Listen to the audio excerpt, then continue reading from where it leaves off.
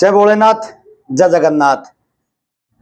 प्रथम भाव में जब केतु देवता स्थित हो तो उनके क्या फल होते हैं, उसी विषय पर ये वीडियो है। आप सभी की मांग पर 12 के 12 भावों में केतु के फलों पर लगातार 12 वीडियो डालने वाला हूं। वैसे तो केतु विभिन्न राशियों में स्थित होकर फलों में अंतर करेंगे, नकारात्मकता और सकारात्मकता में वृद्धि या कमी करेंगे। उसके बाद 27 नक्षत्रों में से जिस नक्षत्र में स्थित होंगे वहां पर भी फलों में अंतर आएगा ही आएगा। लेकिन इस तरह से यदि वीडियो बनाऊंगा तो वीडियो की संख्या अनंत हो जाएगी। उप नक्षत्रों में बदलेंगे तो भी फल बदलेगा, तो ऐसा संभव नहीं है। तो 12 के 12 भावों पर मैं वीडियो डालूंगा, वो सटीक ही होगा। लिखकर सामने रख लिया है, अन्यथा हरियाणवी पुट आ जाता है। बोलने में तो कोई समस्या नहीं है, बिना लिखे भी बोल ही देता हूं, लेकिन फिर हरियाणवी पुट आता रहता है। केतु शुभ जब प्रथम भाव हो विराजे, ज्ञान वैराग्य का देत प्रकाश, माया के बंधन बिखर जाएं, सत्य स्वरूप को शीघ्र ही पाएं। ध्यान में यदि लीन हो तो हो आत्म ज्ञान, केतु देता जीवन को नव प्रस्थान। पर संशय डर भय करे अंधियारा, सत्कर्म से मिटे यह ग्रह का पसारा। यानी कि प्रथम भाव में जब केतु होते हैं तो अज्ञात भय संशय डर ये लगे रहते हैं, और ये सबसे ज्यादा नकारात्मक प्रभाव प्रथम भाव में केतु का है। ये मैंने एक पंक्ति के माध्यम से समझाने का प्रयास किया। अब मैं कर्म से आपके सामने सभी फल रख रहा हूं। जीवन में छुपे हुए रहस्य और आध्यात्मिकता प्रथम भाव में केतु का एक सकारात्मक फल है।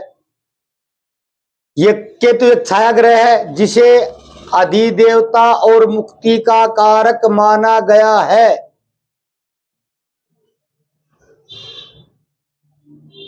प्रथम भाव जो होता है वो जातक के स्वभाव, शरीर, आत्मविश्वास और व्यक्तित्व को प्रदर्शित करता है। केतु वैराग्य का कारक है, आध्यात्मिकता, तपस्या, अनोखे अनदेखे छुपे हुए रहस्यों का प्रतीक है। यह ग्रह सांसारिक इच्छाओं को त्यागने और आध्यात्मिक उन्नति की ओर प्रेरित करने का कार्य करता है। आध्यात्मिकता की ओर ऐसे जातक का झुकाव अवश्य होता है, किसी भी धर्म का हो। मैं सनातन धर्म को केंद्र में रखकर बात करूंगा। जातक को आध्यात्मिक और योग में गहरी रुचि होती है, जातक साधना और आत्मज्ञान के क्षेत्र में वृद्धि करता है, उस ओर जातक का झुकाव होता है। ऐसे जातकों का इंट्यूशन बहुत मजबूत होता है। उन्हें भविष्य में होने वाली घटनाओं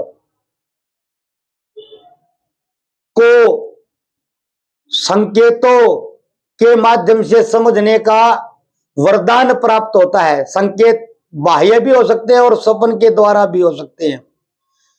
ऐसे जातक का व्यक्तित्व आकर्षक होता है। उसका एक विशेष कारण है, क्योंकि लगन में यदि केतु होंगे तो सप्तम भाव में राहु होंगे। राहु जातक को चतुर बनाएंगे और केतु जातक को आध्यात्मिक बनाएंगे।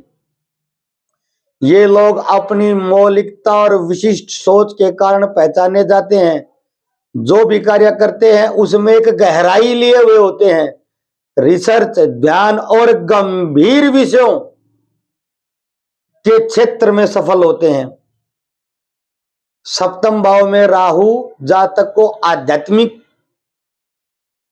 यात्रा से सांसारिक यात्रा की तरफ बार बार मोड़ता रहता है। ये पॉजिटिव भी है और नेगेटिव भी है। अब अंदर ही यात्रा यदि करता रहेगा जहां तक, तो बाहर के काम कौन करेगा।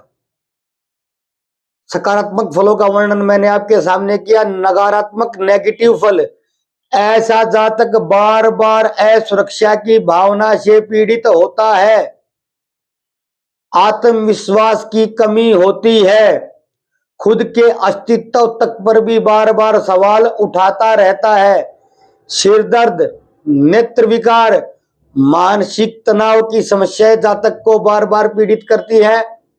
मानसिक तनाव लगभग सभी में देखा गया है। ऐसा जातक अकेलेपन में अकेला रहना पसंद करता है, अतः उसकी सामाजिक दूरियां बढ़ती है, समाज से वो विरक्त होने लगता है, समाज से कटकर रहना पसंद है, अतः उसका सामाजिक दायरा बहुत कमजोर होता है। इनका स्वभाव दूसरों को समझ ही नहीं आता, जिससे रिश्तों में भी समस्याएं उत्पन्न होती हैं। अनजाना भय, लगन में केतु जिस भी जातक के स्थित है, वो अज्ञात अनजाने भय से हमेशा पीड़ित रहता है। महादशा अंतरदशा में ये सभी वृत्तियां ज्यादा उभर कर सामने आती हैं। यदि केतु पर बलवान बृहस्पति की दृष्टि कहीं से भी हो जाए तो जातक विलक्षण ज्योतिषी बन सकता है। तंत्र के विषय में जातक की रुचि होती है। जातक की आंतरिक समझ, छठी इंद्री बहुत तीव्र होती है। ऐसा जातक अध्यात्म के क्षेत्र में काफी उन्नति करता है।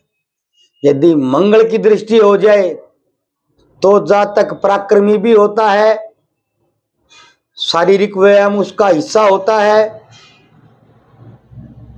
इसी तरह से विभिन्न ग्रहों के प्रभाव जातक के लगन पर यदि होंगे तो उनके कारण फलों में कमी या वृद्धि देखने में मिलेगी। मैंने गुरु को और मंगल का वर्णन किया, राहु का तो कर ही दिया। राहु की दृष्टि तो होनी ही होनी है, क्योंकि वो सप्तम भाव में स्थित होंगे और यह जातक बार बार भ्रम का शिकार होता है। इसका एक कारण राहु भी होते हैं। यदि आपके प्रथम भाव में केतु स्थित है और उनकी यदि महादशा आ गई है तो यह उपाय अवश्य ही कर दे जो मैं यहाँ पर बताने जा रहा हूं, और अंतरदशा में भी कर पाएंगे तो उसका लाभ अवश्य लेंगे। गणपति अथर्व शीर्ष का पाठ, खुद मेरी स्वयं की केतु की महादशा चल रही है और इसका लाभ मैंने प्रत्यक्ष अनुभूत किया है। आप भी गणपति अथर्व शीर्ष का पाठ करें और लाभ को स्वयं अनुभूत करें। तिल का या तो दान करते रहे, या काले और सफेद तिल दोनों बराबर मात्रा में 100-100 ग्राम भी ले सकते हैं, 50-50 ग्राम भी ले सकते हैं, 250-250 ग्राम भी ले सकते हैं, इच्छा आपकी है, लेकिन मात्रा बराबर होनी चाहिए। काले और सफेद तिल मिलाकर प्रत्येक शनिवार को बहते जल में प्रवाहित भी कर सकते हैं। केतु देवता के वैदिक और तांत्रिक मंत्रों का जाप भी कर सकते हैं। नारियल भगवान शिव के मंदिर में शिवलिंग पर अर्पित करेंगे, जटा वाला, जल वाला नारियल, तो उससे आपको अत्यंत लाभ होगा। ये राहु का उपाय है, लेकिन राहु की दृष्टि हमेशा केतु पर होती है, तो ये उपाय भगवान शिव की दया से राहु द्वारा प्रदत्त नकारात्मकता को कम कर देता है। अच्छे आचरण का पालन करें, सच्चाई सेवा भाव को अपनाएं। प्रथम भाव में केतु एक अनोखा और विचित्र प्रभाव डालता है, विचित्र व्यक्तित्व देता है। जिनके प्रथम भाव में केतु हो वो इस बात को अनुभव कर लिए होंगे, नहीं किया हो तो करें और कमेंट बॉक्स में बताएं। यदि आप सकारात्मक पहलुओं पर ध्यान देंगे तो आपके जीवन में आध्यात्मिक उन्नति के प्रबल योग हैं। सांसारिक उन्नति की संभावनाएं केतु की महादशा में प्रथम भाव में स्थित होने पर नहीं होती है। ये केतु के प्रथम भाव में स्थित होने पर मेरा विश्लेषण था। आपके जो भी प्रश्न यदि मन में आए तो आप कमेंट बॉक्स में अवश्य लिखें। मैं प्रत्येक कमेंट का उत्तर देता भी हूं, वहीं देने योग्य होगा तो वहीं दूंगा, नहीं तो वीडियो, शॉर्ट वीडियो किसी भी माध्यम से आपका उत्तर अवश्य दिया जाएगा। वीडियो पसंद आए तो वीडियो को लाइक करें, शेयर करें। भगवान शिव का नाम लें।